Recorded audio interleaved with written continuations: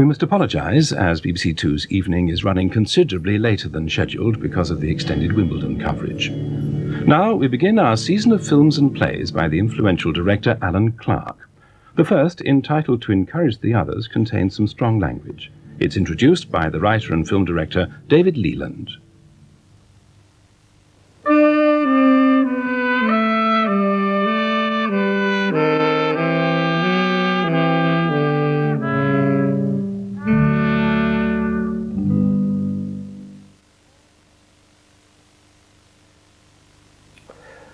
Over the next 6 weeks, BBC Two will be screening a season of plays and films directed by Alan Clarke.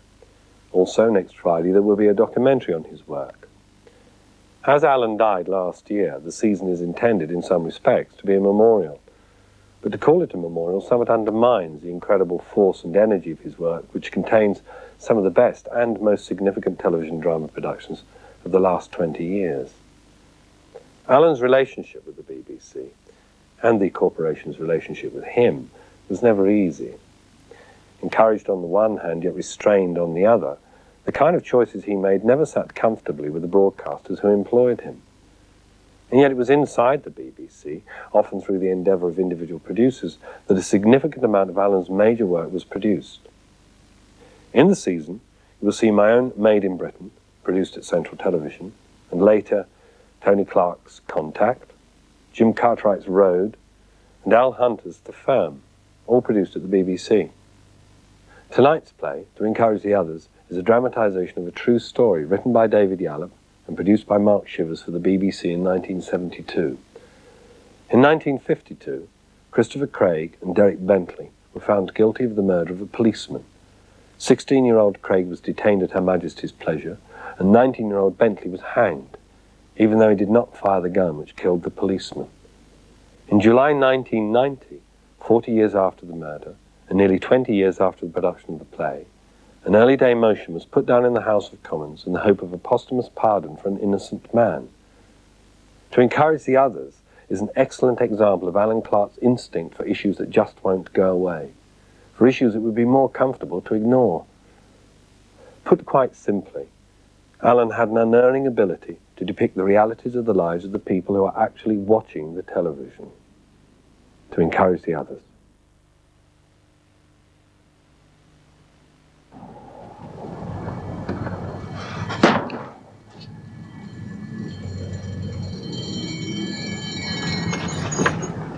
You all right?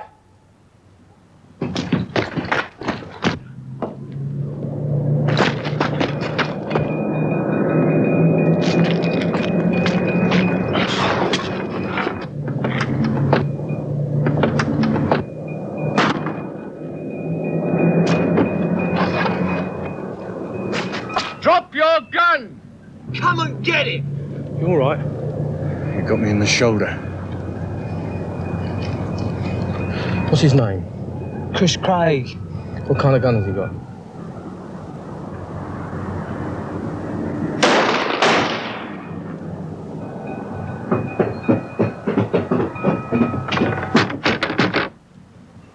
Which way's the bloke with the gun? Bloke with the gun's on your left.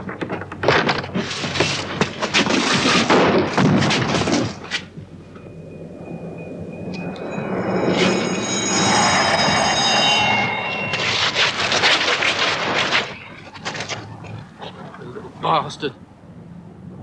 God, I wish I had a gun. Is he dead? Is he dead? Yes, he is, you rotten sod. What the hell are you trying to do? Get your head blown off too. He wouldn't shoot me, I'm his mate. What are we going to do? He's got us pinned in. I don't know.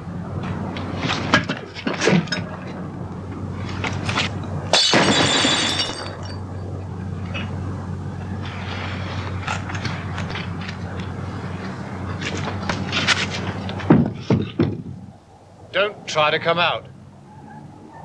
I don't think he's got any bullets left. Oh, yes, I have. I've got a 45 and plenty of ammunition. My name's Craig. Come on, you coppers, I'm only 16. You want to watch out, he'll blow your bloody heads off. Come on, you brave coppers. Think of your wives! We need the guns up here. We'll have to go down the pipe then. We'll never get through that doorway, not without being shot. As long as we got in, we will.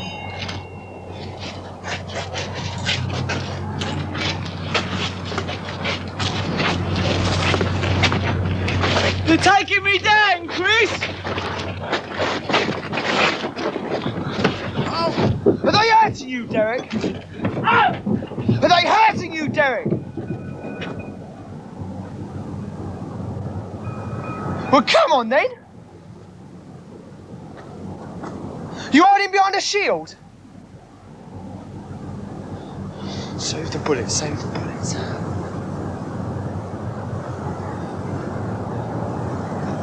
Is that thing bulletproof?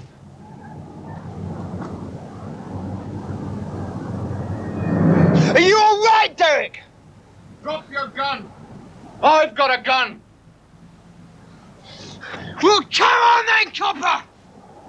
Let's have it out! Are we gonna have a shooting match? It's just what I like!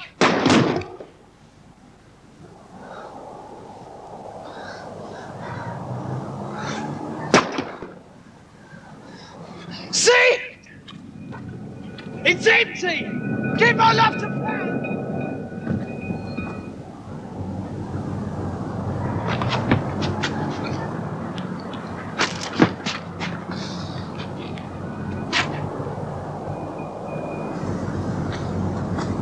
These events took place on a Croydon rooftop on Sunday, the 2nd of November 1952.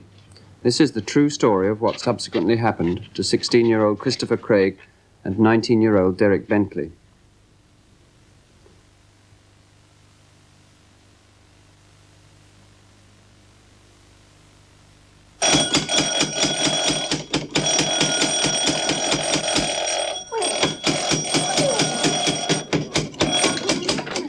Open up, it's the police.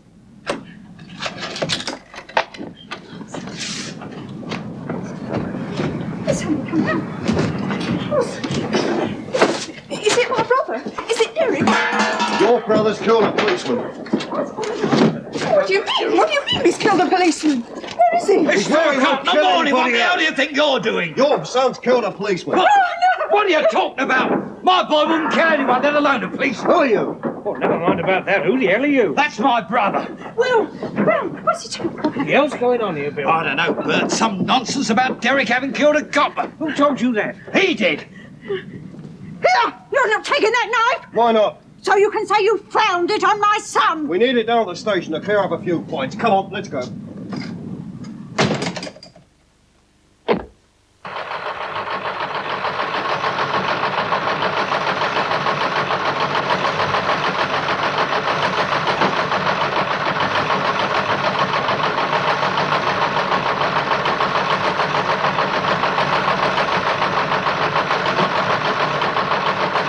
The two men in charge of police investigation, Detective Chief Inspector Smith and Detective Sergeant Shepherd, received a request for an immediate full report.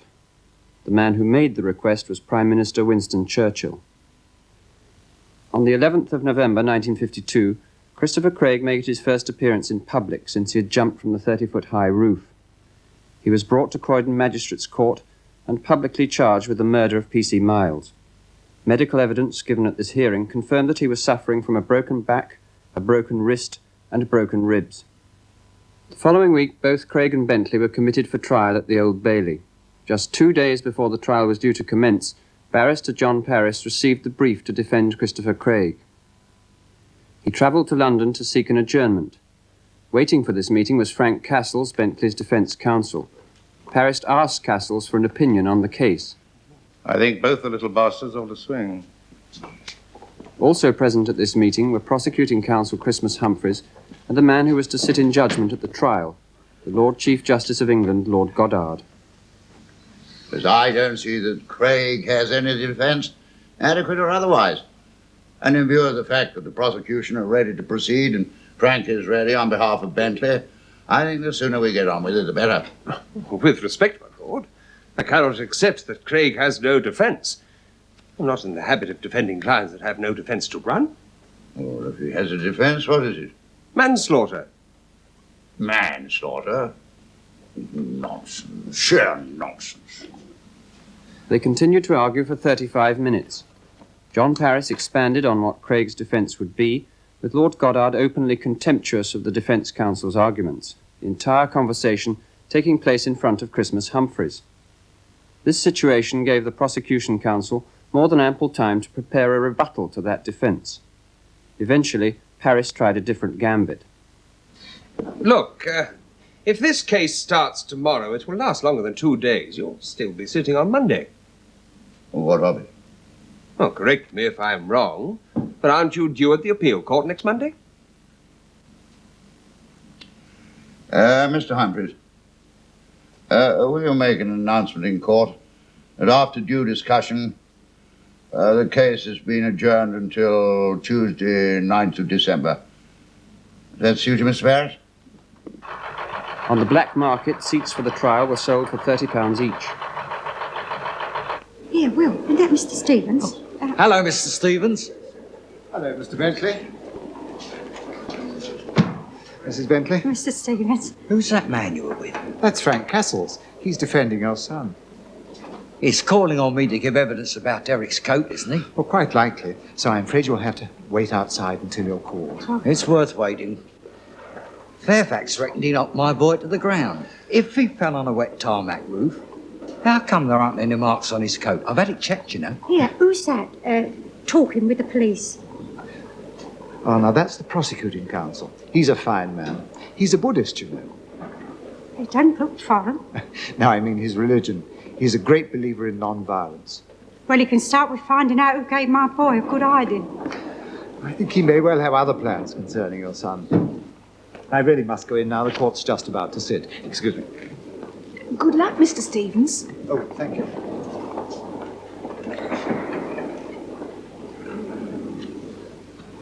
May it please you, my lord, gentlemen of the jury.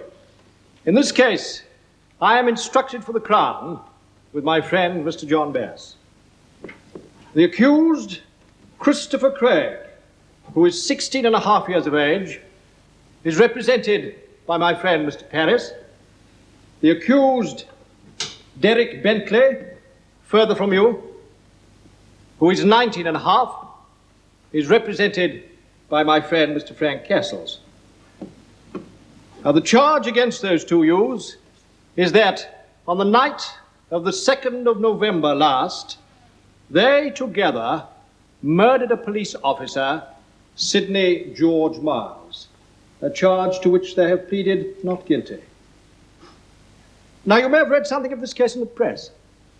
You may have read how these two young men were found on the roof of a building in Croydon, but there was what was described as a gun battle, as a result of which one police constable was killed and another wounded, and of a spectacular jump or dive by the boy Craig from the roof of the building, as a result of which he was injured and had to appear at the magistrate's court on a stretcher, and of the alleged confessions of Bentley that he knew Craig had a gun. Now, on behalf of the prosecution, I ask you to forget everything you have read about this case up to the moment. This case will be tried, as cases are in every English court, upon the evidence before you, and on that alone.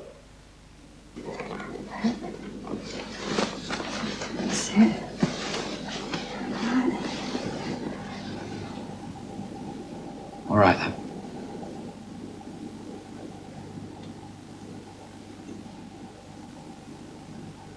Now, the case of the prosecution is this: that Craig deliberately and willfully murdered that police constable and thereafter gloried in the murder. That Bentley incited Craig to begin shooting, and although technically under arrest at the actual time of that killing of Miles, was party to that murder and equally responsible in law. Did your son ever manage to read or write, Mr. Craig? No, Christopher suffered from what I believe is known as word blindness. Word blindness. You tried, did you not, night after night, to teach him to read? Oh, I did indeed, sir. As a result of that, the only reading matter he is familiar with are what are called comics? Yes, just small words. I think the only books that he knows anything about are the books of Enid Blyton, that he gets other people to read to him. Yes. I believe you encouraged the family to take an interest in shooting, as you yourself were a very good marksman. Well, I did teach my elder boys to shoot well at target practice with air guns and air pistols, but not with live rounds and revolvers. Do you remember, about a year ago, going to a rifle range with Christopher when you both shot at a target? I do. I think all your bullets were within half an inch of the target, and nearly all of his were outside? Yes, he did not make a good group, but he had not had a lot of practice with that type of rifle. Did you know that it was Christopher's ambition in life to be a gunsmith? Yes, but we didn't take it seriously because we didn't think it was a calling he should follow. Was Christopher ever, to your knowledge, a violent boy? Never. In fact, quite the opposite. Gentle? Very gentle. I believe that until 18 months to 2 years ago, he used to go to a Bible class at a church in Streatham. He did, but he stopped going in case they asked him to read a lesson. And as he couldn't read, he would have been embarrassed. All his life, he has been very conscious of the fact that he could not read, and was mocked by the other boys for that reason. Yes. Thank you, Mr. Craig. No question.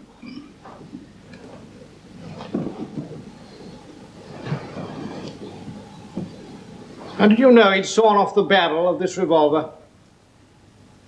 I certainly did not. Well, did you know he'd hidden the sawn-off piece in the attic of your house? I did not. Well, did you know he'd hidden in your house that large quantity of ammunition, which is exhibit number 14?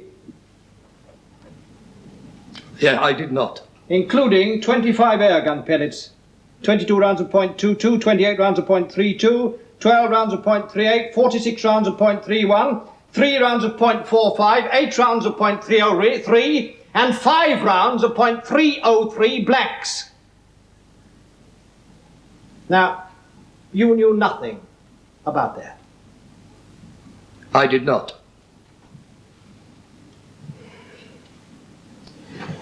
No further questions.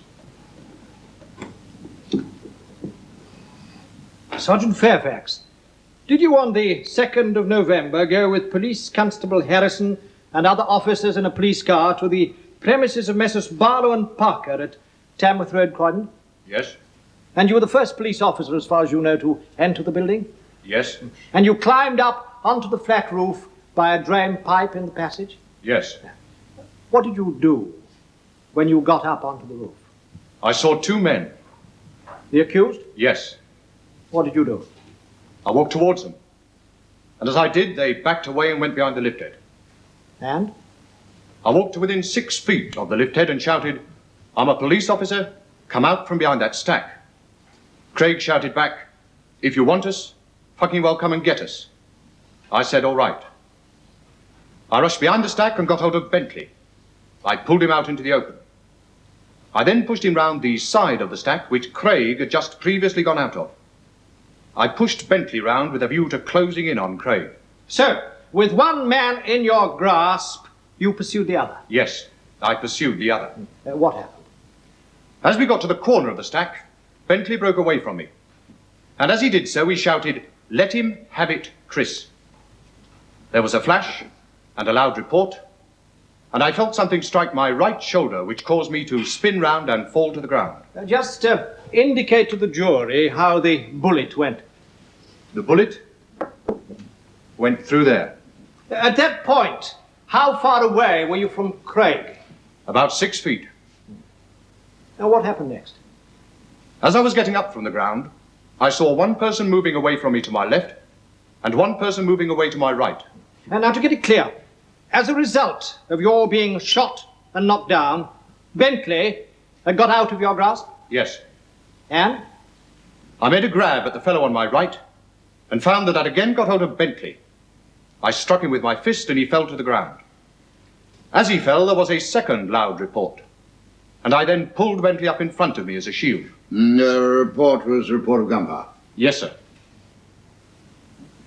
I then pulled Bentley to the side of the roof light and searched him to see if he was carrying a gun. He was not carrying a gun, but in his pocket I found a knuckle duster.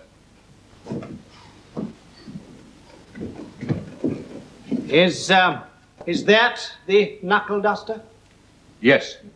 May the jury see that, my lord? They may. You'll be able to have it later, members of the jury, but just look at it now. What else did you find on him? In his right-hand pocket, I found a knife. Is that the knife? Yes. May the jury look at that, my lord? Yeah.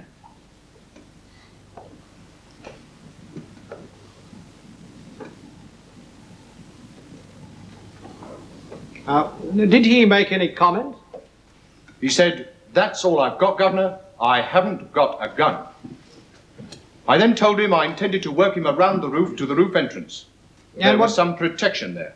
Mm-hmm. What did Bentley say when you told him of your plans? Bentley said, "He'll shoot you." And did you work him round until he was sheltered with you by the staircase head? Yes. Working him round the right-hand side of the roof. Yes, sir. Craig had followed us round to approximately the middle of the roof. He then retreated back to the top right-hand corner of the roof. Now, Sergeant Fairfax, you say it was the third shot that was fired that was the fatal shot. Is that right? The shot that hit P.C. Miles, sir? Yes. Oh, no, to my recollection, there were several other shots. But I don't know what he was firing at. Well, you see, you have not mentioned that hitherto, have you? No. You said there was one shot that struck you first of all, then another shot, and then the third shot, which hit P.C. Miles. It certainly was not the third shot. Well, what other shots were there? I should say there were 6 or 7 other shots. Before the fatal shot? Before the fatal shot, yes. Now, do I understand you correctly? There are 6 or 7 other shots, in addition to the ones that you told my lord and the jury about? Yes, that is so. And you have not said a word about these shots until a few moments ago. Had you, officer? No. Well, did you see where these shots came from? No. Where were you when they were fired?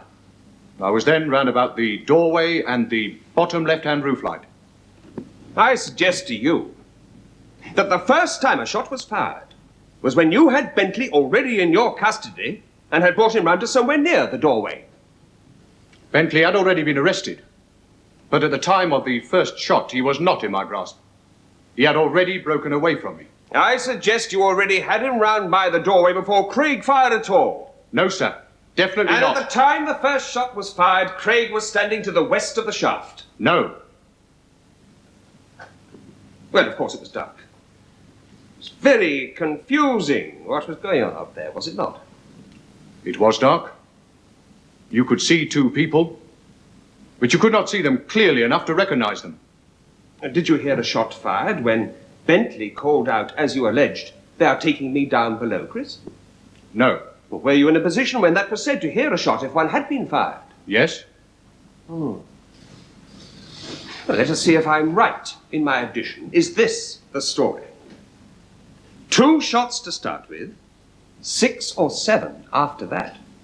The fatal one, and 1 later. Yes. That makes 10 or 11 shots in all that you say you heard. Yes. Thank you, Sergeant Fairfax. Is that the suit you were wearing at the time? Yes. Sergeant Fairfax, would you just lift up the jacket and waistcoat so that the jury may see? It shows the hole. It is a jagged tear, is it not? Yes. Not the normal neat hole that a bullet frequently makes. I can't answer that. You do not know? No. Now, are you saying, Sergeant Fairfax, that Bentley broke away before the shot was fired or after? Definitely before the shot. Then you were not holding him when the shot was fired? No. You see, I do not want to take advantage of any slip. But you did agree with my learned friend, Mr. Humphreys, that Bentley broke away after the shot was fired. You said yes to the question he asked. If I did, I've made a mistake. Because Bentley actually broke away from me before the shot was fired. As the witness is quite right, I made a note of it. As we reached the bottom left-hand corner, Bentley broke away and shouted, "Let him have it, Chris." There was a shot and a flash, and I felt something strike me. I quite agree, my lord. But subsequently, Mr. Humphreys asked a question that was framed like this. As a result of your being shot and knocked down, did Bentley break away? And the answer was yes. That is why I do not wish to take advantage of it if it is a mistake. What I suggest is this, that up until the shot was fired, Bentley had not said a word. No. But you say that is wrong? No, that is quite right. Bentley had not said a word until he broke away from me. That was not my question. My question was, until the shot was fired, Bentley did not say a word. Yes, sir. He did. I am suggesting that he never said, "Let him have it, Chris," or any words to that effect. He did. Was it not Craig that shouted out, "I've got a .45 coat"? No. Did you ever hear Craig say that at any time on the roof? No. If another officer says he did say it, then you did not hear it. I did not hear it, no. You see, I am suggesting it was Craig on the roof who said he had a .45 coat and not Bentley. No, sir. It was definitely Bentley. Whether Craig said it as well, I did not hear. Was the word you heard he or I? I heard Bentley say it, my lord. Yes, what did he say? He has got a .45 Colt and plenty of ammunition. If it had been Craig who had said it, it would have been I that got a .45 Colt. That is why I asked whether the word was he or I. He, sir. Officer, when did you make notes, as I imagine you did, of what was said on the rooftop? I did not make any notes. No notes at all? No. I dictated a statement. When did you dictate the statement? It was after receiving medical attention at the hospital. Somewhere between 1 and 2 in the morning of the 3rd of November. Had a number of police officers been to see you in hospital before you dictated that statement? No. None at all? I saw Detective Chief Inspector Smith and Detective Sergeant Shepard at the hospital when they came in. Thank you, Sergeant Fairfax. At about that time, did you hear somebody shout something? I did. I heard someone shout, "Let him have it, Chris." Were you then on the ground or were you still on the pipe? I was practically level with the roof, my lord, but I could not get up the last 6 feet. You were still clinging to the pipe when you heard it? Yes. You heard someone shout, "Let him have it, Chris." I do not suppose you knew the voice at that time, did you? I did not. Have you heard the same voice since?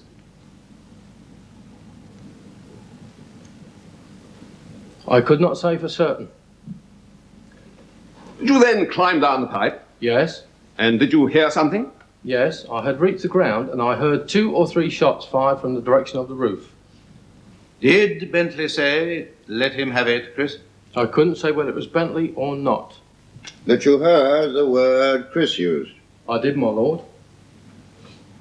So far as you know, there were 3 people on the roof. Yes. Sergeant Fairfax and the 2 men. Yes. And you heard, "Let him have it, Chris." Is that right? That is right, my lord. Very good. After you heard this remark, how long did it take you to climb down the pipe?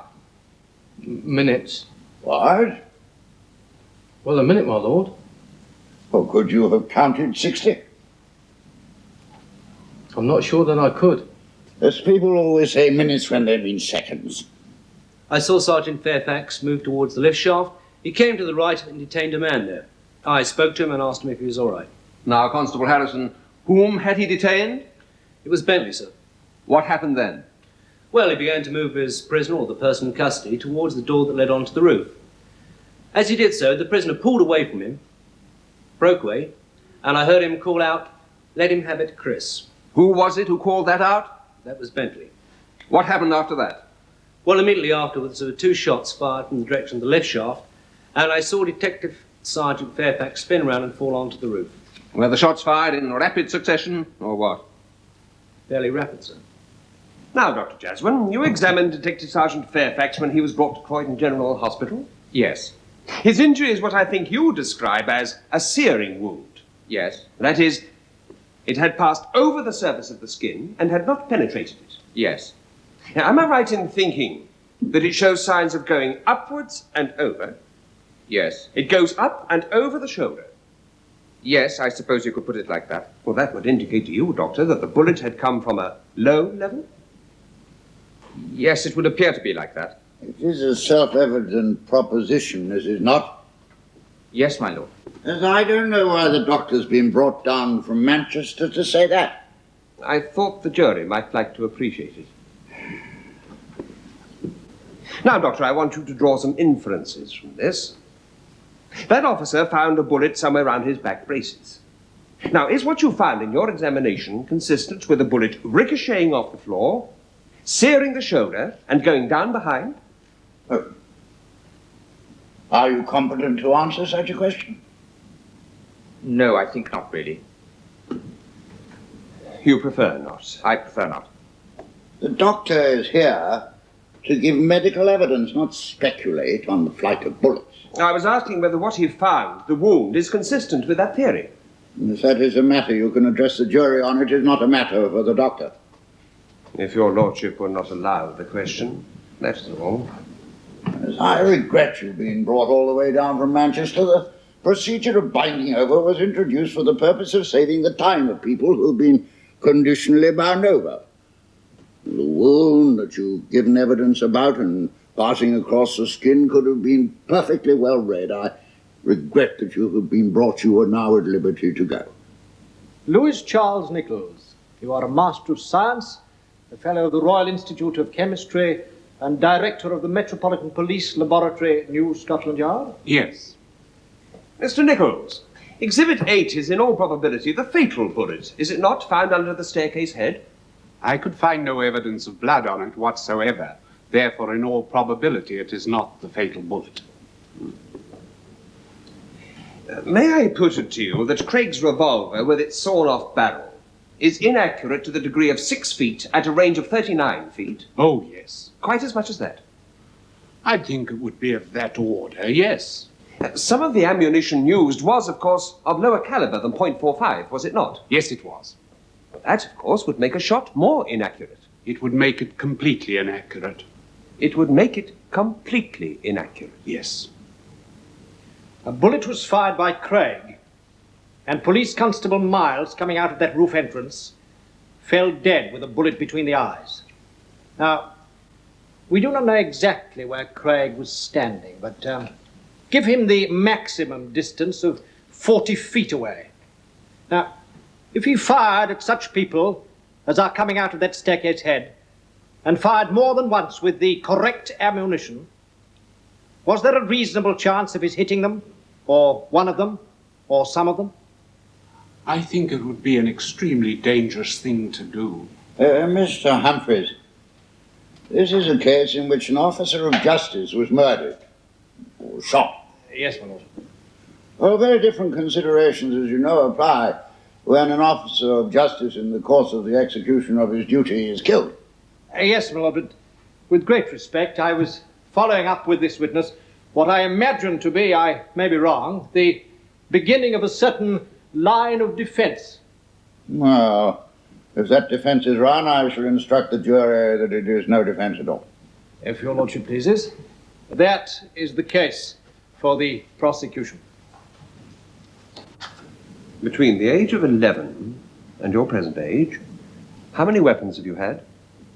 40 or 50, sir. 40 or 50? And where did you get these? Swapped them with the boys at school, sir. What? I swapped them and bought them off boys at school, sir. Did you ever take any of these weapons to school with you? Yes, sir. I used to take all of them. What? I used to take all of them, sir. What, 40 or 50, do you mean? Well, I hadn't got them all at the same time, sir. Did you, on one occasion, go with your father to a shooting range? Yes. As did you know that firearms could kill people? Yes, sir. So let us get on to something that matters. Now, I want you to tell us, in your own words, what happened after the Officer Fairfax came onto the roof. Well, he came from one of those drain pipes, and he came round and grabbed Bentley. Now, where was Bentley when he was grabbed? Well, I was on the west, behind the lift shaft, and Bentley was over the east side, standing in the gutterway, sir, the gully. Now, when he grabbed Bentley, which way did the officer go? He took him round behind the staircase head, the roof entrance. Then he left Bentley and came back for me.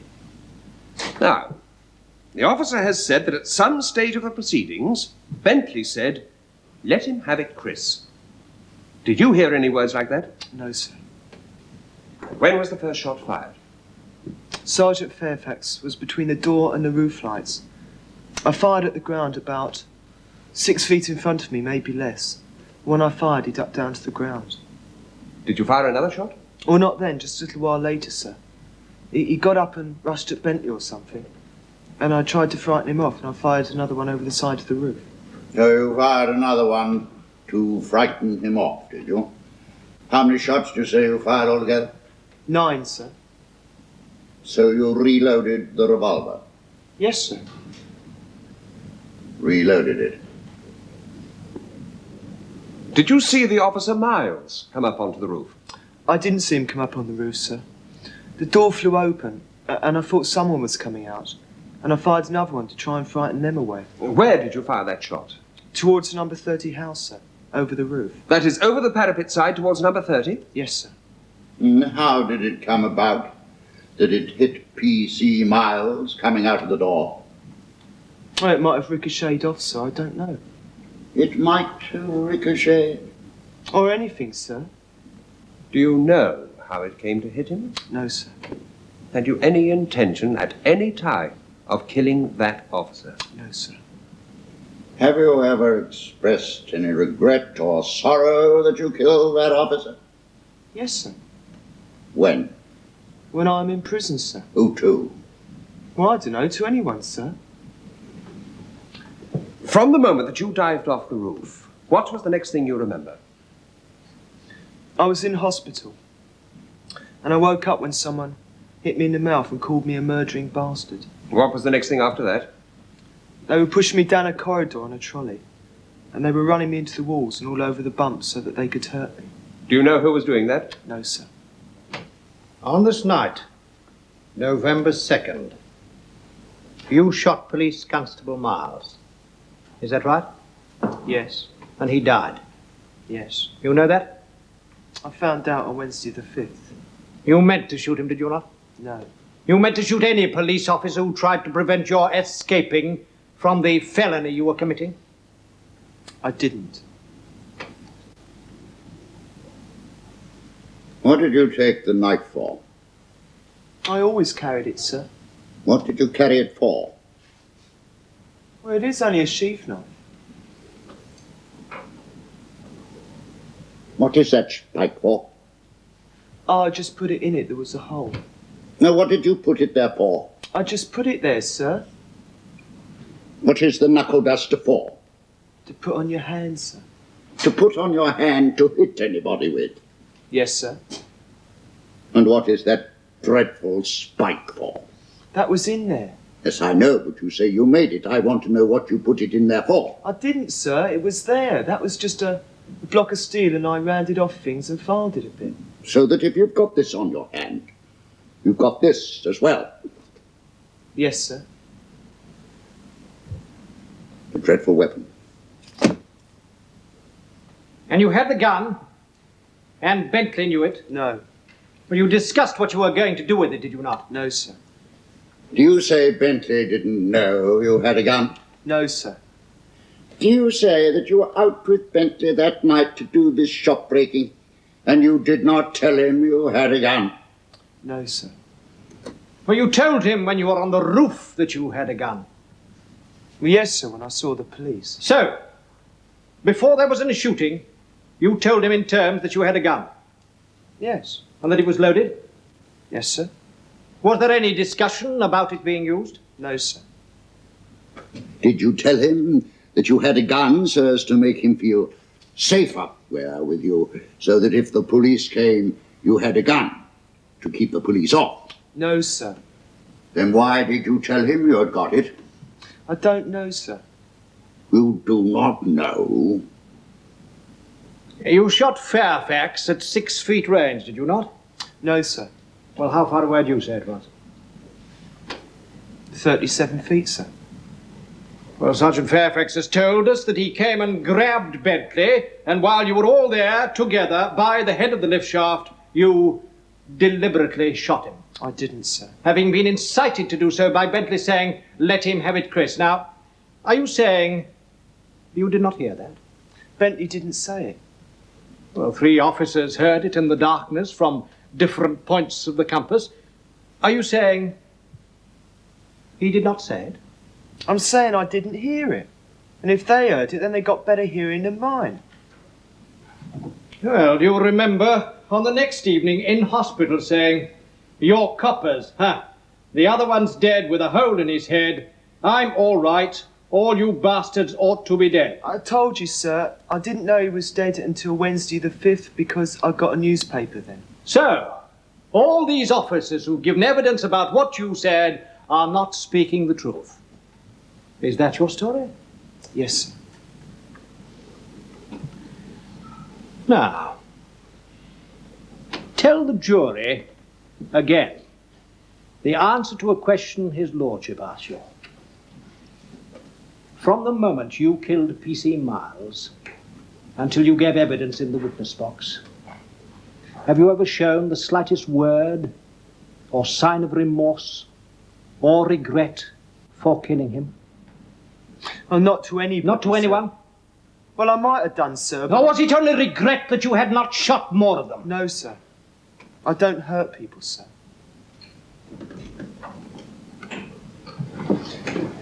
I think you were going to finish that remark, Christopher. Not to anyone, but... I don't know what I was asked, sir. You were asked whether you'd ever shown a sign of remorse or expressed a word of regret to anybody at having killed that young policeman. Well, it's all I think about in prison, sir. You may think about it. You were asked if you'd ever expressed any regret to anybody. Who is there to express it to, sir? Have you said anything to your parents? Yes, sir. You saw plenty of policemen because they were watching at your bedside. I wasn't conscious. I was hardly conscious half the time, sir. Hardly conscious? Don't talk such nonsense. What state were you in when you were in hospital? I was only half conscious. I was crying for my mother. When you went out with all these weapons on you, had you any intention of using any of them? No, sir. I've never hurt anyone in my life, sir. Thank you, Christopher. Take the book in the right hand and read the oath. I can't. I beg your pardon? I can't read. Say after me. I swear by Almighty God. I swear by Almighty God. That the evidence I shall give. That the evidence I shall give. Shall be the truth. Shall be the truth. The whole truth. The whole truth. And nothing but the truth. And nothing but the truth. Are you 19.5 years of age? Yes. Up until the time of your arrest, were you living at 1 Fairview Road, Norbury? Yes. What were you doing for a living? I'd been a dustman and on removals. Were you in work at this time? No. I'd had an accident.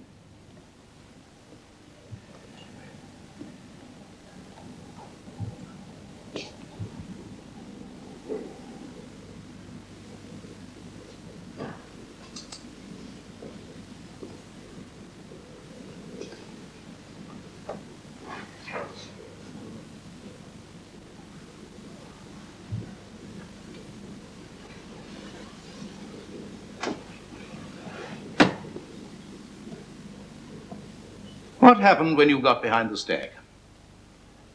Sergeant Fairfax come and took me, sir. I couldn't see nothing where I was standing. He come and took me, sir, and he walked me across the roof. When Sergeant Fairfax came and took you, did he say anything? He said, I'm a police officer. I've got the place surrounded. When Sergeant Fairfax took hold of you, did you make any effort to struggle? No, sir. Or any attempt to strike him? No, sir. At the time when Sergeant Fairfax got hold of you, did you know that Craig was armed? No.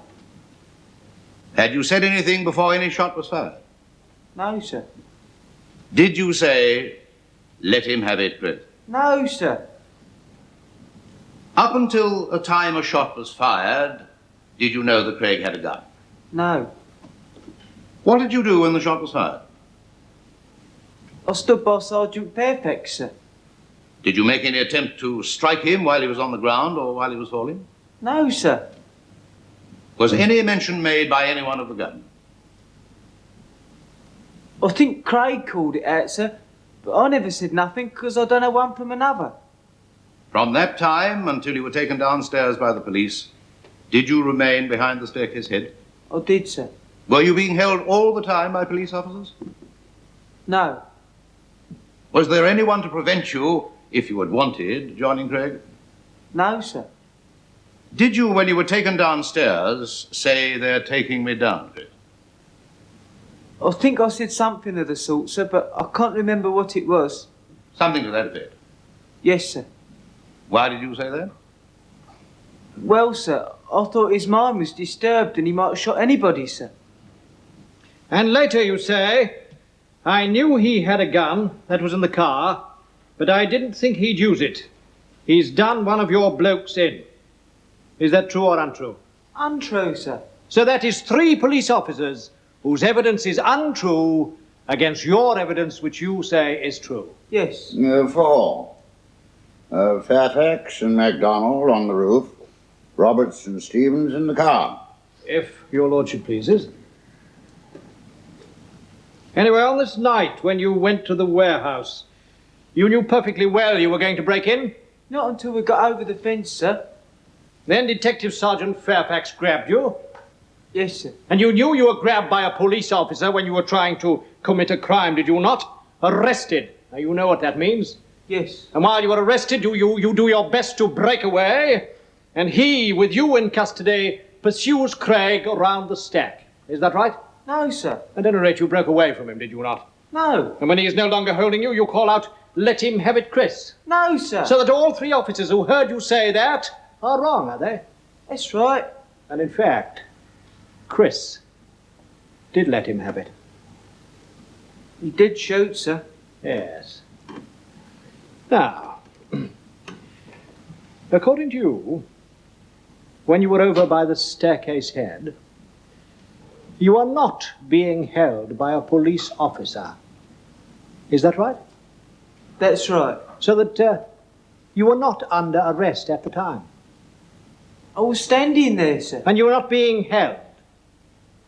No, sir. You were quite free to run away if you wanted to? Yes, sir. And you were still on the roof when the shooting was going on? Yes, sir. In fact, you incited him to do something further. You shouted out, look out, Chris, they're taking me down.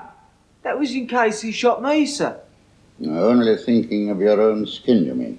If he shot me, sir, there were 2 other police officers with me. You were frightened he might shoot at the police and hit you by mistake? He might have hit anybody, sir. The police did not matter. In fact, Sergeant Fairfax, having been hit, takes you behind the staircase head for cover, and then you volunteer the remark when MacDonald comes up. I think I've already put it to you. You say you did not say it. I told the silly bugger not to use it. But did you also say to the officers later, look out, he'll blow your heads off? I can't remember saying that. Well, you knew he was a thoroughly dangerous and irresponsible person with a gun in his hand, did you not? At the time he was shooting, yes, sir. And well before you got on the roof? No, sir. And when you thought you were being taken down, you incited him to shoot further so that you might get away from the police? If I'd done as you said, sir, I might have been shot myself. I see. Still thinking of your own skin. In other words, you were prepared to assist Craig by such hitting with knuckle dusters or stabbing with daggers or shooting with a revolver at the police as would enable you to escape if caught in the crime you were committing. No, sir.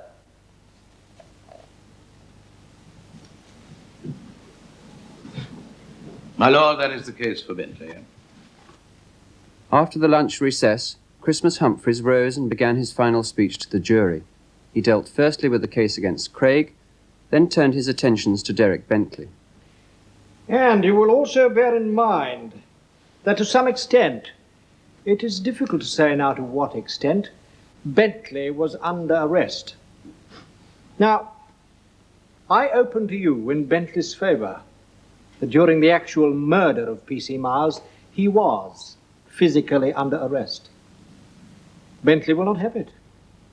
Bentley is saying that he was not being held, that he was free to get away. Therefore, any assistance that there was to Bentley that he was actually physically controlled at the time that Craig shot P.C. Miles no longer applies because he has knocked it from under his feet. Now, the all-important matter for you to consider is the evidence that Bentley knew that Craig had upon him a loaded gun. Now, did he, or did he not say right at the beginning, "Let him have it, Chris"? 3 separate officers, MacDonald at the bottom of the drain pipe, Fairfax at the receiving end of the bullet, Harrison away to the right, as you look at the plan of the roof, heard that statement. Therefore it was shouted. Now Bentley asked you to say they did not hear it, that it was not said. If it was said, what does it mean but that Bentley knew that Craig had a gun and was urging him to use it? Why? Because he had been arrested. Let him have it, Chris. And what was the answer? To show that Craig understood that incitement. But a bullet that hit Sergeant Fairfax. Now, Bentley himself was deliberately armed, was carrying a murderous dagger, and he was given a knuckle duster on the way to the premises. Now, Craig says he made it himself and just happened to have left the murderous spike on the end of it. And if Bentley is going to accept a murderous knuckle duster, he's already carrying of his own volition a murderous dagger, are you going to believe he did not know that Craig had a gun? At no time, or for one moment, throughout the whole of that 20 or 25 minutes, did Bentley make a sound, either by shouting to Craig or even to the police officers, to show that his mind had ceased to be with Craig and that he was trying to stop Craig shooting and to throw away the gun. So, you have these 2 young men charged jointly with the murder of this police constable. It is the only issue you are trying. They are both sane in law, as no attempt whatsoever has been made to suggest to you that they are not. They are both, therefore, young though they may be, responsible like any other citizen in law for what they do. Now, you have sworn to return a verdict according to the evidence. What may or may not be the result of your verdict is no concern of yours or any other person in this court. And I must ask you, in accordance with the oath that you have taken, to return a verdict on this indictment of guilty of willful murder against each of these 2 young men. Well, if we have to wait out here much longer, Dad, I'm going in. Now then, love, don't you upset your father. He's got enough on his mind. You wait till I get him home. He's going to get a good hiding giving us all this worry. No business getting up on that roof.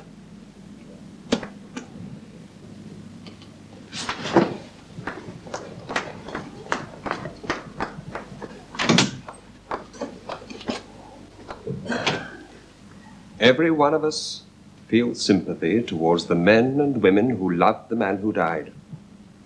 But this is a matter to be put out of your minds in this case.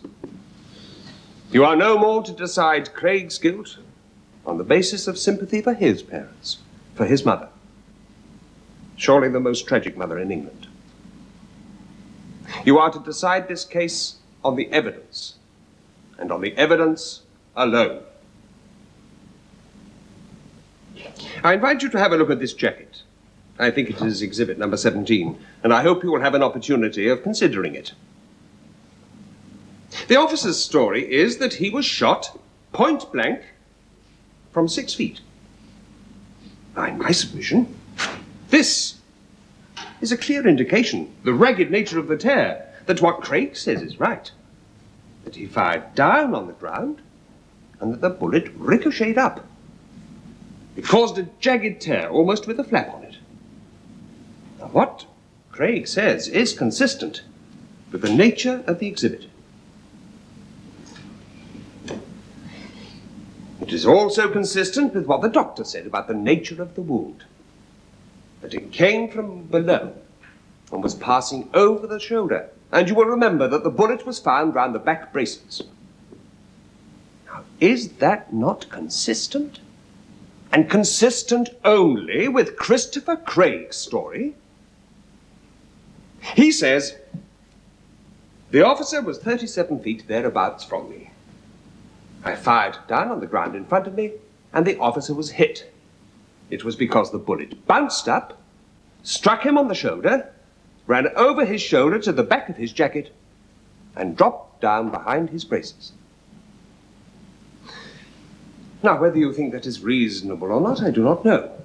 But I do say this, that both the injury that the officer received and the state of his clothing are not consistent with a bullet fired from 6 feet with a .455 Ely. Now, whether it be a slightly undersized bullet or a completely undersized bullet, if it was fired at point-blank range, I suggest that it would have either drilled him or at least have inflicted a very serious wound on him. Now, how did the officer Miles come to receive a bullet right through the forehead? You have heard what has been said about this revolver and the ammunition. And you may conclude that it was a tragic, unfortunate 1,000,000-to-1 shot. Because Mr. Nichols told you that at that range of 39 feet, the weapon would be inaccurate by at least 6 feet. Mr. Parrott, I think it only right that I should tell the jury that what you are saying to them now, no doubt with the best intentions, is not the law. If all your hypotheses were right, the defense of accident is not open to him for the reason that I shall explain to the jury, and it will be murder. My lord, the defense based it on the case of Appleby. You misread it. If, in the course of a struggle, he accidentally caused an injury... A man does not accidentally cause an injury if he shoots. The act has to be accidental. As I understand it, it was the injury which has to be accidental. Members of the jury, it is said on behalf of the defense that this was an accident, a tragic accident, and not a deliberate act of murder. May I conclude with one final thing? If this boy had had the intention to murder police officers, as is suggested, why did he not kill Sergeant Fairfax when Sergeant Fairfax was within 3 to 6 feet of him on 2 occasions? I ask you, if possible, members of the jury, to return in this case a verdict of manslaughter, which in the submission of the defense would be consistent with both justice and law.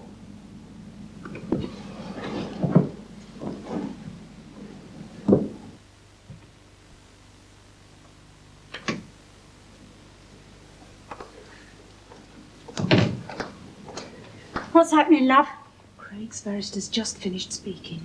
Do you mean he's had to wait all this time? Oh, no, ma'am, his final speech. What about our barrister? He's just started. Thank God for that.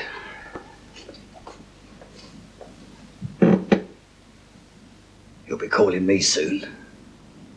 In a serious charge such as this, the most serious charge that can be brought against any person, you will say to yourselves, we must be quite certain that we have clearly formed in our minds a picture of what took place on that roof on the evening of Sunday, the 2nd of November. You will remember that it is common ground in this case that never at any time at all on that roof did Bentley offer violence to any police officer. Now, you might have thought that if he was on that roof, knowing Craig was armed, and having incited Craig to use violence in resisting arrest, his behavior might have been a lot different from what the police agree was his behavior at that time. There is not a single piece of evidence from any police officer that at any time did Bentley attempt violence towards him. You've got to remember that if this man, Bentley, was inciting Craig to use violence in resisting arrest, his behavior was unusual. Now, with regard to the alleged remark, let him have it, Chris, it is, as my learned friend has told you, the all-important remark in this case. Because I venture to suggest to you, if you are not satisfied that it was Bentley who made the remark, it will go a long, long way in helping you to come to a decision so far as Bentley is concerned. Now, 3 police officers say they heard the remark made. As against that, you have the evidence of Craig, who says, I never heard it. And he was standing almost as close to Bentley as was Sergeant Fairfax. And you have heard the evidence of Bentley, who said, I never said it. And you have this in addition, and I do suggest this is important. Was Bentley's behavior from that point onwards the behavior you might have expected of a man, one of 2, who had broken into premises, or had attempted to break into premises, who knew his colleague was armed, who himself had invited his colleague to let the police officers have it, and whose colleague had in fact let the police officers have it? Gentlemen of the jury, I never like in so serious a case as this to start a summing up in the evening and then have to resume it in the morning. So we will adjourn until tomorrow at 10:30. The court will rise. At lunchtime, Lord Goddard had said privately that he would sit that day until the verdict had been returned and the case concluded. Now, at 3:40, he had decided to adjourn until the following day. This decision ensured that there was a 19-hour gap between the speeches for the defendants and his own summing up to the jury. Now, members of the jury, in many respects, this is a terrible case, and one, therefore, that it is desirable you and I approach in as calm a frame of mind as we can.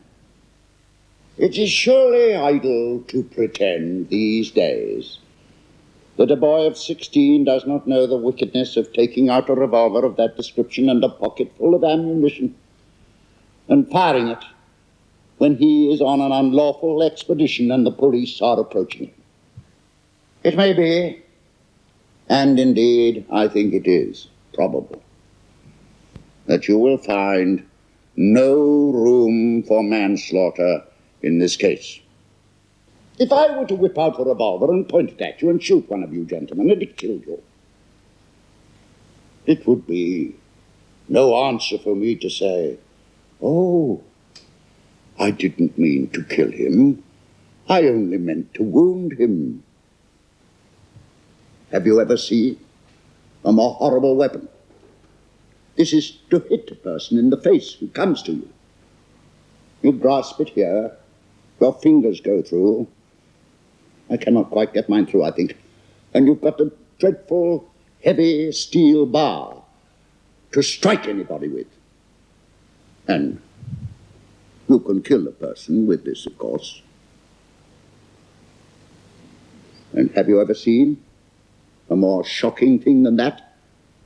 You have a spike with which you can jab anybody who comes at you. If the blow with the steel is not enough, you have a spike at the side to jab.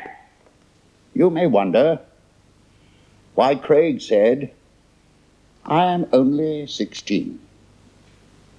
Possibly you may know that the law does not allow a capital sentence to be passed on a boy of 16. Was it a boast? Aha! Come on. I've got a gun. I can't be hanged. You will think of that. Now, of course, the most serious piece of evidence against Bentley is that he called out, if you believe the evidence, to Craig, "Let him have it, Chris." And immediately the firing started, and the very first shot hit Sergeant Fairfax. Those words are sworn to by 3 police officers: Sergeant Fairfax, P.C. MacDonald, and P.C. Harrison. They all swear that they heard Bentley call them out, and then the firing began. Now, there's one thing I'm sure I can say with the assent of all you 12 gentlemen, that the police officers that night, and these 3 officers in particular, showed the highest gallantry and resolution. They were conspicuously brave. Are you going to say that they are conspicuous liars because, if their evidence is untrue that Bentley called out, "Let him have it, Chris," those 3 officers are doing their best to swear away the life of that boy? If it is true, it is, of course, the most deadly piece of evidence against him. Do you believe that those 3 officers have come into the box and sworn what is deliberately untrue? Those 3 officers who, on that night, showed a devotion to duty for which they are entitled to the thanks of the community? Bentley's defense is, "I didn't know he had a gun. I deny that I said, 'Let him have it, Chris.' I didn't know he was going to shoot, and I didn't think he would." Against that denial, which is, of course, the denial of a man in grievous peril, you will consider the evidence of those 3 police officers who have sworn positively that those words were said. After his summing up, Lord Goddard invited the jury to take any of the weapons into the jury room with them. They declined, but as they were filing out... My lord, I would like to see Sergeant Fairfax's coat and waistcoat. You will remember, of course, gentlemen, that you are not considering the wounding of Sergeant Fairfax. You are considering the murder of P.C. Miles.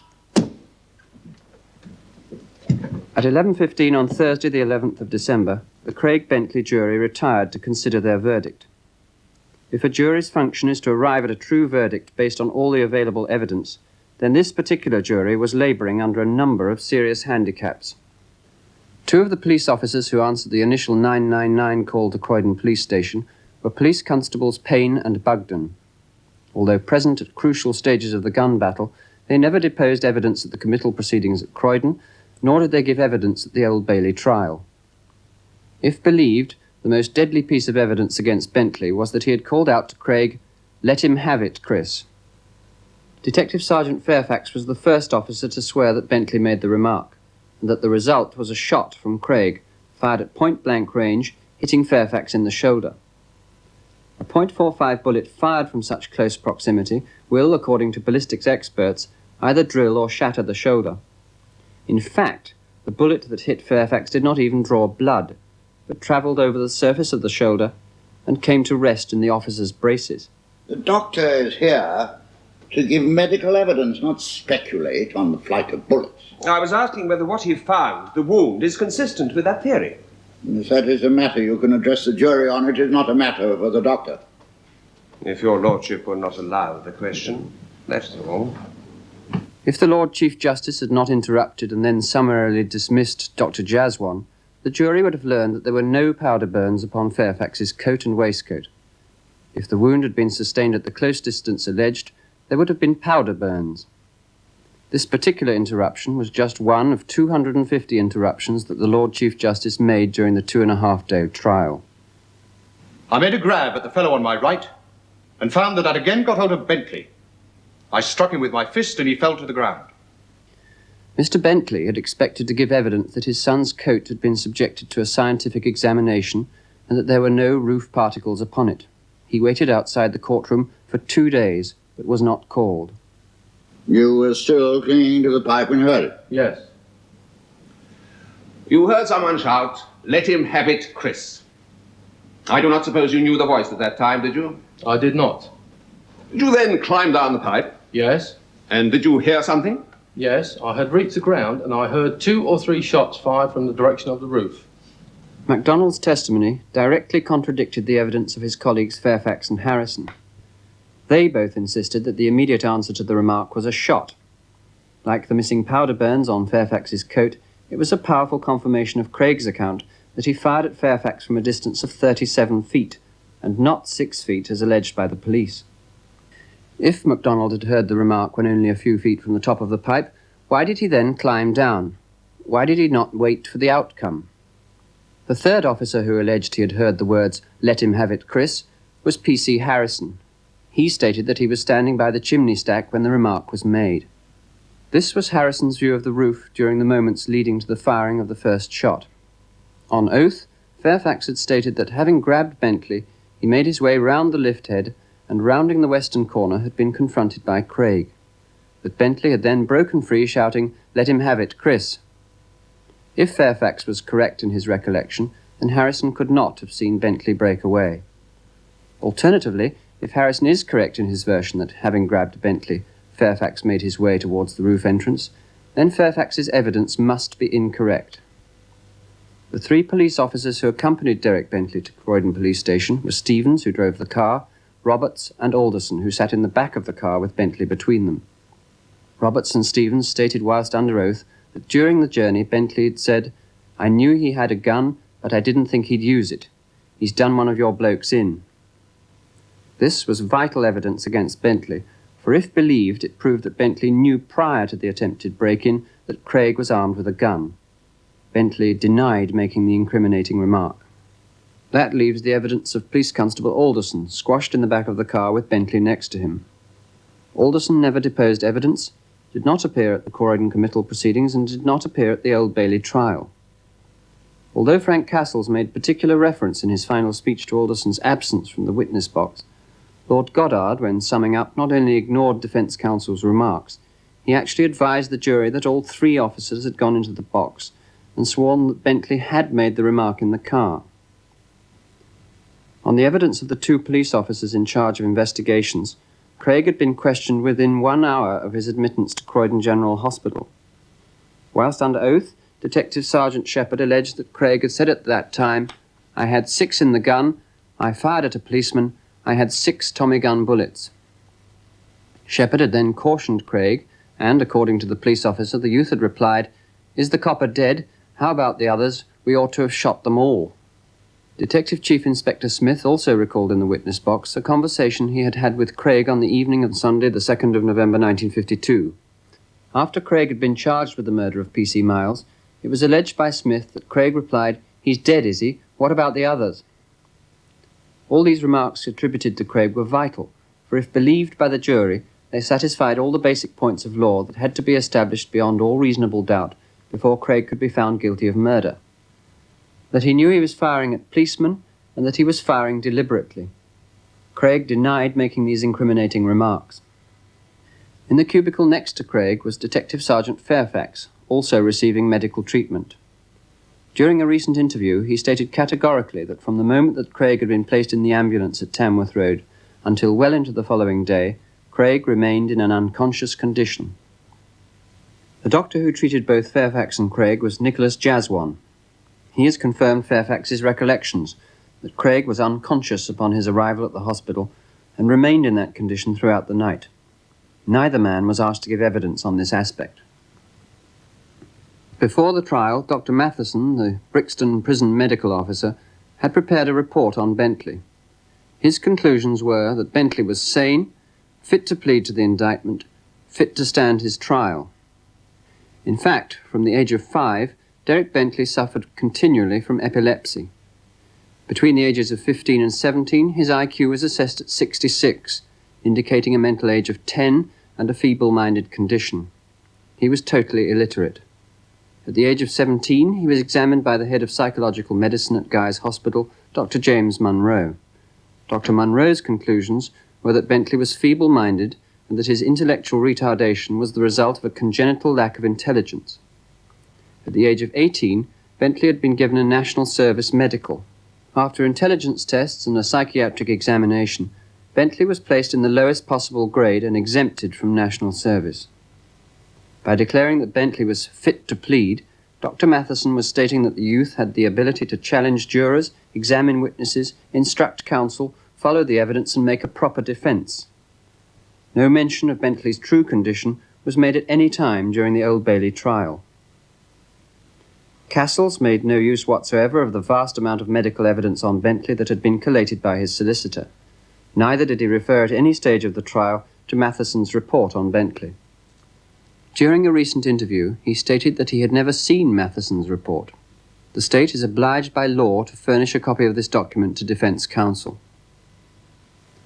One particular point that the prosecuting counsel, Christmas Humphreys, made during his closing speech was, "At no time, or for one moment, throughout the whole of that 20 or 25 minutes, did Bentley make a sound, either by shouting to Craig or even to the police officers, to show that his mind had ceased to be with Craig and that he was trying to stop Craig shooting and to throw away the gun."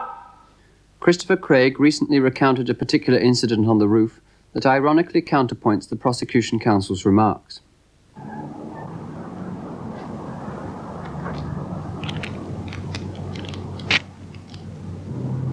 Christ's sake, Chris, what's got into you? Don't come any closer. You'll get it too. What are you trying to do? Sneak round and get the gun? What's got into you, Chris? Get back or I'll shoot you, Derek. Go on, get back!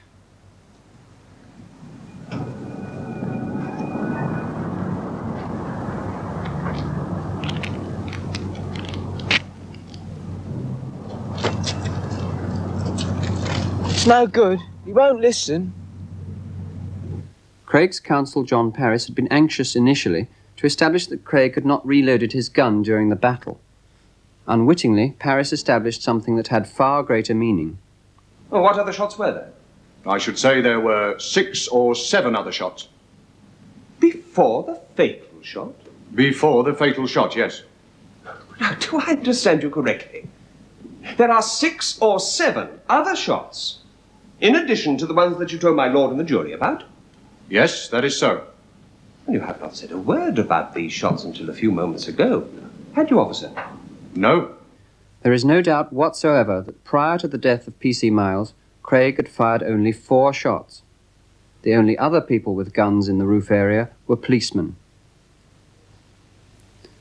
Dr. David Yallop was the pathologist who had carried out the post-mortem on the body of P.C. Miles. In evidence, he described the fatal wound as one that had been caused by a bullet of large caliber. He was not asked to define the term large caliber more precisely. The fatal bullet was not and never has been produced. At 12:30 p.m., after considering their verdict for 75 minutes, the jury returned to number 2 court. Members of the jury, are you agreed upon your verdict? We are. Do you find the prisoner Christopher Craig guilty or not guilty of murder? Guilty. Do you find the prisoner Derek William Bentley guilty or not guilty of murder? Guilty, with a recommendation for mercy. You find both prisoners guilty, and is that the verdict of you all? It is. Christopher Craig, you stand convicted of murder. Have you anything to say why sentence should not be passed according to law? Derek William Bentley, you stand convicted of murder. Have you anything to say why sentence of death should not be passed according to law?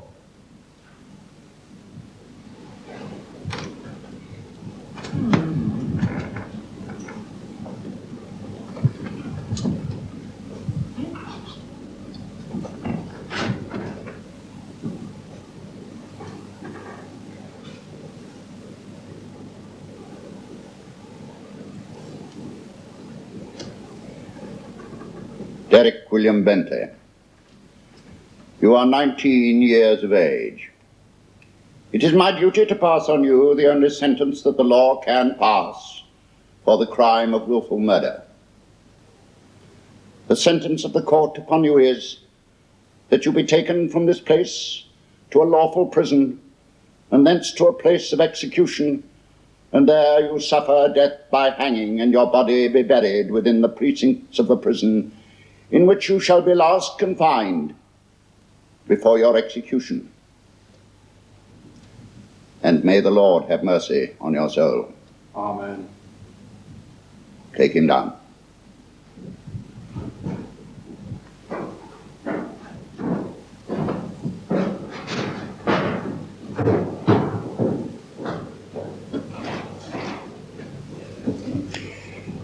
Christopher Craig, you are under 19, but in my judgment, and evidently in the judgment of the jury, you are the more guilty of the two. Your heart was filled with hate, and you murdered a policeman without thought of his wife, his family, or himself. And never once have you uttered a word of sorrow for what you have done. I can only sentence you to be detained until Her Majesty's pleasure be known. I shall tell the Secretary of State, when forwarding the recommendation of the jury in Bentley's case, that you are, in my opinion, one of the most dangerous young criminals who has ever stood in that dock. And it is quite obvious that the people of this country will not be safe if you are out of prison. I shall recommend a time which I suggest to the Secretary of State, that you shall be kept in confinement. The sentence upon you is that you be kept in strict custody until the pleasure of Her Majesty be known. Take him down.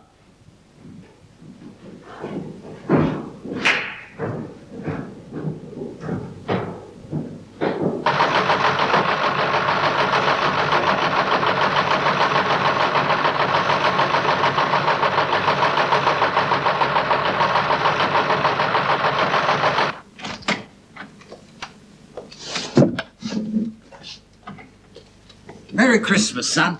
We brought you some fruit. Oh. Happy Christmas, Derek. I'm sorry, Mr. Bentley, you won't be allowed to leave that fruit. Why not? It's prison regulations, miss. Well, my son's a condemned man. He's allowed anything he wants. Well, I'm sorry, Mr. Bentley. If I had my way, he could have it. But it's just not allowed. What's the matter with these bloody people? When he was at Brixton, we couldn't find out who gave him a good hiding. Now he's at Wandsworth, he can't have any fruit. Don't worry, Dad. Dennis will eat it. How's Mum? Oh, she's fine. She stayed behind to answer the phone. I can't get over that. Us with a phone. Oh, and don't forget the secretaries. Believe me, son, we need them. You should see the piles of letters we're getting. We've started organising the petition. Dad wants to get 1,000 people to sign it. 1,000? There ain't that many people in Norbury. No, not just Norbury, son. All over the British Isles. You'd be surprised how many people are taking an interest in you. I can't see why they're doing it. Because they don't think you should die. I ain't gonna die, Dad. Nah. Oh, that's a lot of cobblers. I might have to do a few years in Borstal. Hey, did I tell you I got my own bath in here? No. Right there in the room, just like a hotel. Who washes your back? I've got a couple of warders to keep me company all the time. They even stay with me when I'm kipping. I keep beating them at cards, but I can't beat them to the door.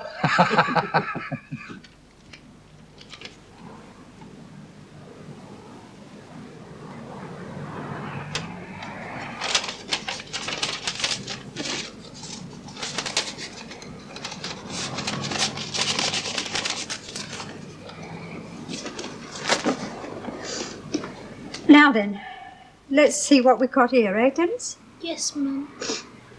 Looks as though someone sent a present for Derek. Yeah. Should we open it? Yes. It's kind, isn't it, kind?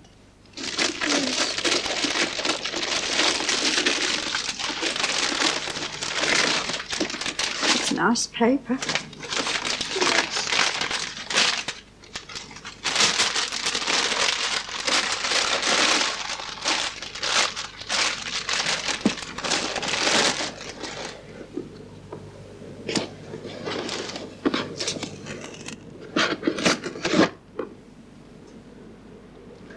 Your son needs this.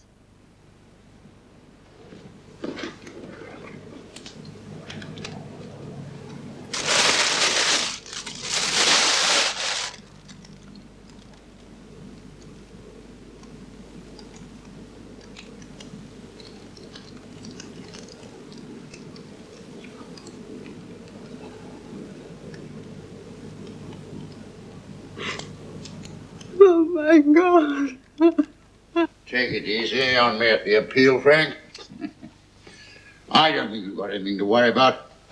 Even if you lose the appeal, I'm quite sure the Home Secretary will reprieve Bentley. I don't think he will. I don't think Bentley should be reprieved. He deserves to hang. There were two grounds upon which Frank Castles appealed on behalf of Bentley. First, that the learned judge failed adequately to put Bentley's defence before the jury in his summing up. The only reference Lord Goddard had made to Bentley's defence during his 45-minute speech had been, Bentley's defence is, I didn't know he had a gun. I deny that I said, let him have it, Chris. I didn't know he was going to shoot, and I didn't think he would. In the opinion of the appeal judges, Lord Goddard's summing up had been a model of perfection. They could find no fault with it.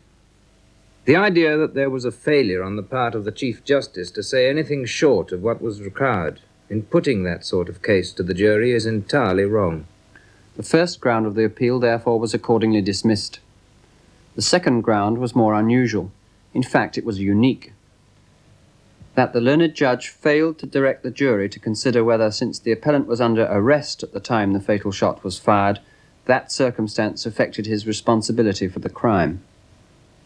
As Bentley had been under arrest for at least 25 minutes when P.C. Miles was killed, it was highly pertinent to question whether this fact affected Bentley's culpability. Commenting on Frank Castle's complaint that Lord Goddard had failed completely to discuss this aspect during his summing up, the senior appeal judge, Mr. Justice Croom Johnson, said, A judge in the course of his summing up cannot deal with every little point. The judge must be allowed a little latitude, mustn't he? Giving judgment on the second ground of appeal, Mr. Justice Croom Johnson said, It is a little difficult for Mr. Castles because his client was asked specifically at the hearing whether he was under arrest at the time when this shot which killed Miles was fired. He would not have it. He said that he had not been arrested, that he was not under arrest, that the police officer had not detained him, and all the rest of it. In the face of that, it seems to us that it is idle to suggest that this point, if it be the point, about the arrest, is one which the jury could take into consideration, and about which the Chief Justice ought to have directed the jury. This is nothing more than an ordinary appeal, which is, in our judgment, without foundation, and which is accordingly dismissed. Almost every word of that part of the judgment is inaccurate, as can be seen by a transcription of the material parts of the evidence.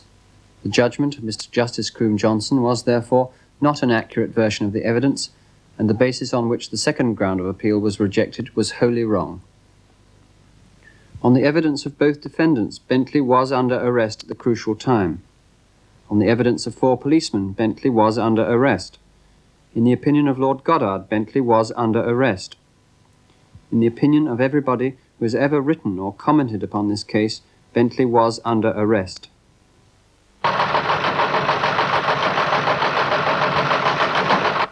Before the trial, Bentley had been sent to the Maudsley Hospital for an EEG examination. The examination was carried out by Dr., now Professor Sir Dennis Hill. Sir Dennis is regarded as a world authority on human brainwaves. In the opinion of Sir Dennis, an opinion shared by many members of the medical profession, if a person suffers from epilepsy, the disease can never safely be ruled out from being a contributing factor or indeed the direct cause of a crime such as the one of which Bentley had been found guilty. On the 24th of January, Sir Dennis wrote to the Home Secretary, leaving Sir David Maxwell Fyfe in no doubt of the implications of hanging an epileptic. Hello? Yeah? Who? Okay. Harry Proctor. Hello? Yeah. Yeah. No, I'll go. I need to stretch my legs. Yeah. Oh. Look, we got over 100,000 signatures. If that doesn't get 'em off, nothing will. What? It's a Sunday pictorial. If he writes the last letter, they want to buy it. Yeah? Why? No. I know there's less than 48 hours to go. We haven't given up hope, even if you have.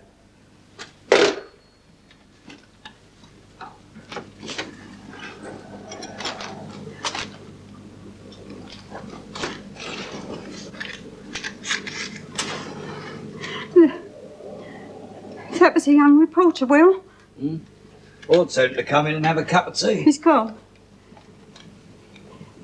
He just wanted confirmation of the news. What news? He said his paper's been advised that Maxwell Fife has refused to grant a reprieve. Surely. We'd be the first to know. Why, of course we would, love.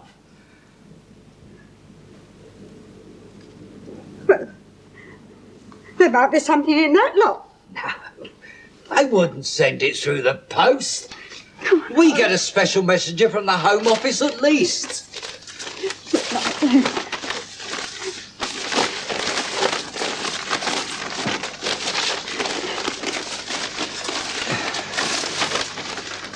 It won't be there.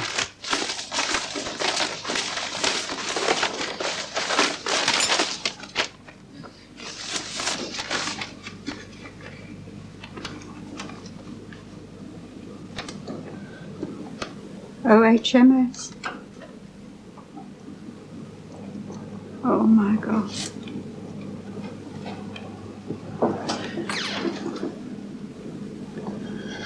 Here, Will.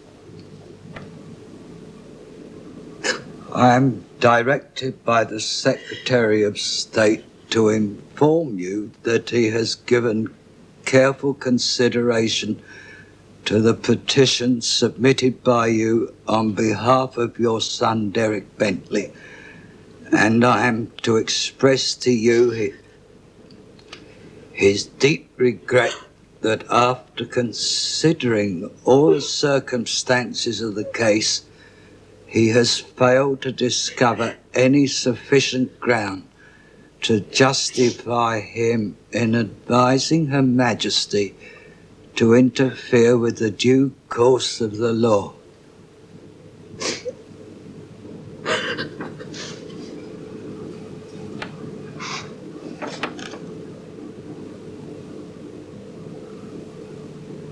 Was posted on Saturday. It's been lying in the post box all over the weekend.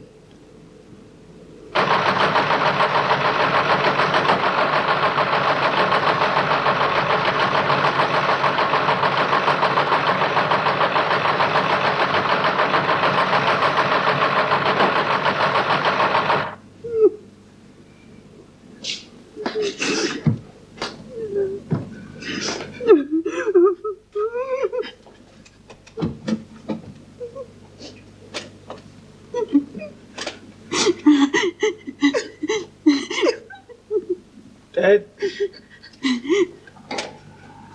I'm not afraid to die, because I'm innocent. As long as you keep your chins up, I'll keep mine up whatever happens. Everybody knows I didn't kill Mr. Miles, so I've got nothing on my conscience.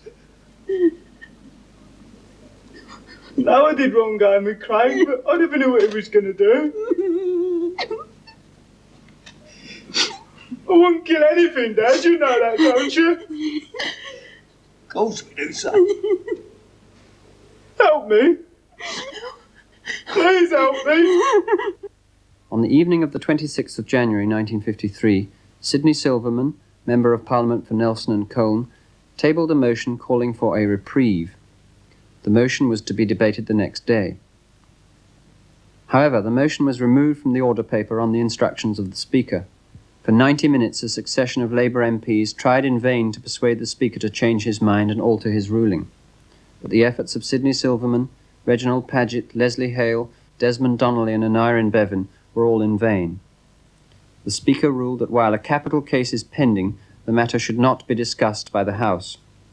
In essence, the Speaker's ruling was, you can only discuss whether or not Bentley should hang after he has hanged. With less than 24 hours to go before Bentley was to die, Dr. Dennis Hill had still received no reply from the Home Office. In desperation, he phoned them, requesting permission to make public the knowledge he had concerning Bentley's mental condition. Dr. Hill was obliged to take this step because he had obtained the knowledge whilst acting on behalf of the state. He was advised by the Home Office that to make such details public would not be in the public interest. Dear Mum and Dad, I was glad to see you on the visit today, but I was a little disappointed that Rita couldn't come. I got the rosary in the letter, and I saw the photo of the dogs. Iris looked quite nice surrounded with all those animals. I couldn't keep the photo because it was a newspaper cutting.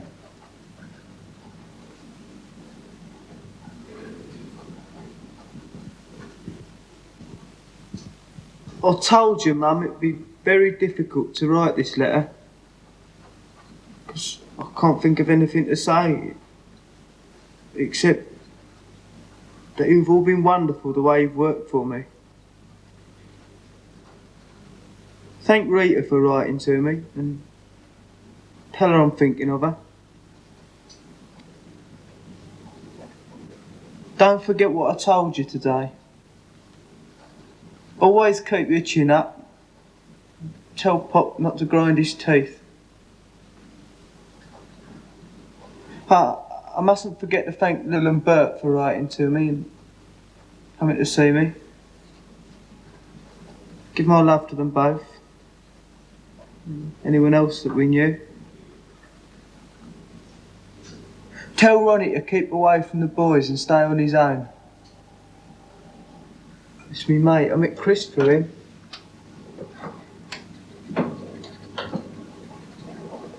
I hope Dad has some more televisions in. Forgot to ask him how things were on the visit. Dad and I used to have some fun on that one of Leslie's. We certainly had some spare parts for it. Bloody thing blew up.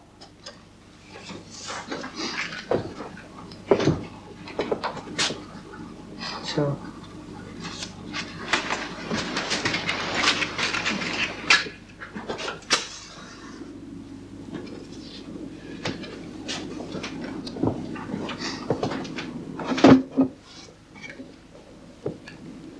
Oh, Dad, don't let me cycle frames get rusty.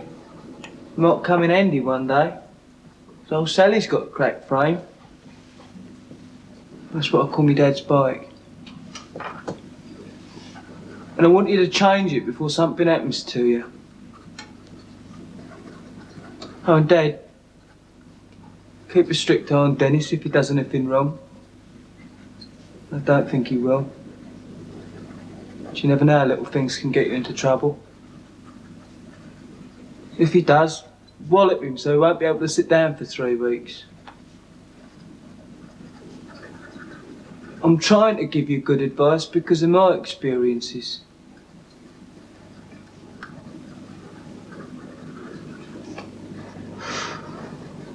I'll tell you what though, Mum. One day the truth of this story has got to come out. As I said in the visiting box, one day a lot of people are going to get into trouble. I think you know who those people are. What do you think, Mum? This letter may sound a bit solemn, But I'm still keeping my chin up, as I want all the family to do. Don't let anything happen to the dogs and cats. Look after them as you always have.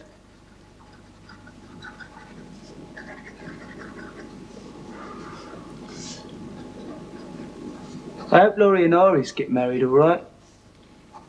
I'd like to give them my blessing. Be nice to have a brother-in-law like him. Could have some fun together. Could have gone round to the club and drunk ourselves to a standstill on the great occasion of their getting married. Tell him to lob out me flower. Tell him to keep me mat clean and me tie.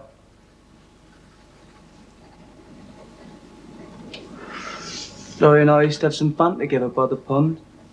Till 4 o'clock in the morning, by the cap. Always caught Laurie to pay for the pies. Never caught me once. That'll be all for now. I'll sign this myself.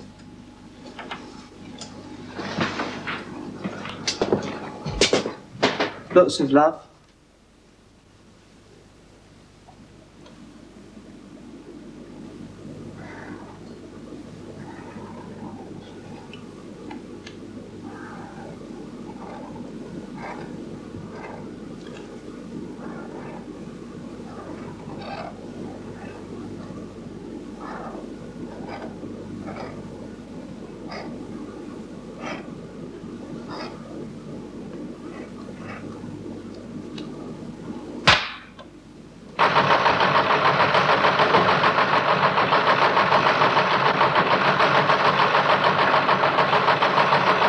At 8 p.m. on the evening of the 27th of January, a deputation of 6 MPs presented a petition signed by 200 MPs to Sir David Maxwell Fyfe.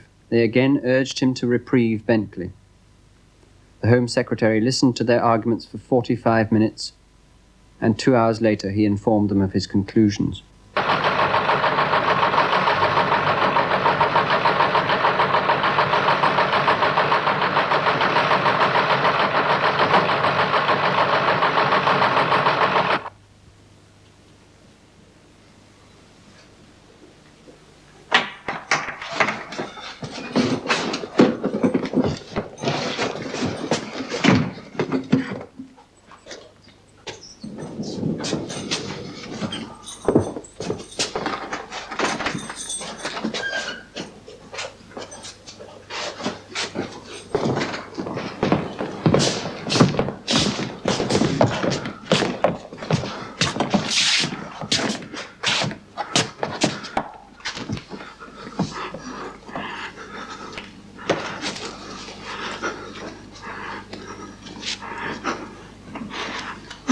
I didn't tell him. Never told him to shoot that policeman. Sir David Maxwell Fyfe, Hansard, 1948. As a realist, I do not believe that the chances of error in a murder case, with these various instruments of the state present, constitute a factor which we must consider. There is no practical possibility. The honourable and learned member asked me to say that there is no possibility. Of course, a jury might go wrong. The Court of Criminal Appeal might go wrong, as might the House of Lords and the Home Secretary. They might all be stricken mad and go wrong, but that is not a possibility which anybody can consider likely. The honourable and learned member is moving in a realm of fantasy when he makes that suggestion. This has been the true story of how one teenager moved into that realm of fantasy. In May 1972, Reginald Maudling, then Home Secretary, said in the House of Commons, "I have fully reviewed the facts of this case in the light of Mr. Yallop's book and television production, and the Commissioner of Police of the Metropolis has, at my request, made some further inquiries into those matters on which it is suggested that new or different evidence is now available. There is no information before me to cause me to think that the verdict of the jury was wrong." Reginald Maudling, Hansard, May 1972.